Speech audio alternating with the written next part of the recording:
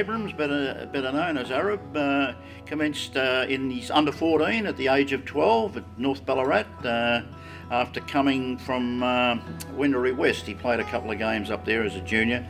Came to North, and it was North's first year in the under 14s, and he won numerous best and fairest in the juniors in the Ballarat Football League. He won the under 19, as it was in those days, best and fairest. He won that twice, and progressed on there to senior football. All I remember is because I was a young fellow at the time when we won our first premiership in '63, and Arab had broken his leg, I think, and he couldn't play in the first premiership. It would have been a great disappointment to him. And a young fella came up from the under 18s called Johnny Day and played his second game. I think he played in the prelim final and the grand final as a 17-year-old, and one of the best players we had on the day. So a young guy coming through, poor old Arab, missed out on that particular day. But I don't think he got his knees dirty. He wouldn't have got hurt. I think he was. No, he wasn't a dirty player. He'd never handball. He used to have a shot from centre half back. He was hungry. He was original hungry before Kevin Bartlett, and he won't mind me saying that. So.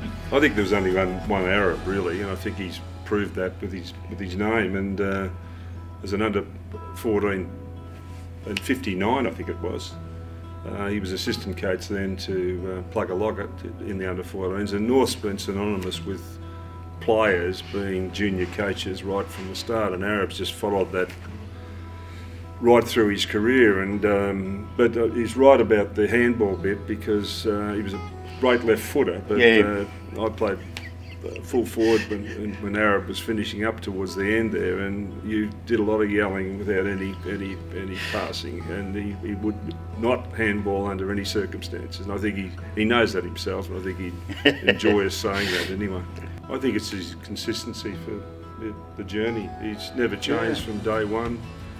He's been great for the players, he's been great for the general supporters of the club. He's just been so loyal, and it's just an unbelievable effort that he's put in, and his family's got to be commended as well. They've all been part of that journey with Arab, and he's very stoked. You know, he's always been involved in sport, even his children. You know, his son today is coaching Dunstown. You know, his youngest daughter was captain of the Canberra Capitals and won 5. It was NBL or WNBL premierships. You know, that's a magnificent achievement. She's right up there with all the great Australian women's basketballs. So it's been a sporting involvement all the way through. And of course his wife, Carol, who's fully supported him every inch of the way, who was involved in women's basketball in Ballarat herself. So just a sporting family, yeah.